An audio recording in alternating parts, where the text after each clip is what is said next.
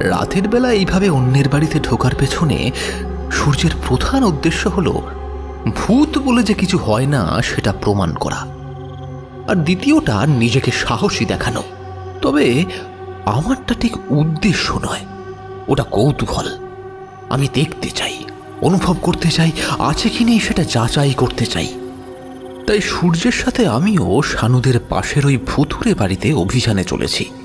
শুনেছি ওই বাড়িতে আজ থেকে প্রায় 20 বছর আগে এক রাতে কিছু ডাকাত ছাদের দরজা ভেঙে ভেতরে ঢুকে বাড়ির মালিক এবং তার বউকে খুন করে বাড়ির সমস্ত জিনিসপত্র, টাকা পয়সা চুরি করে নিয়ে চলে যায়।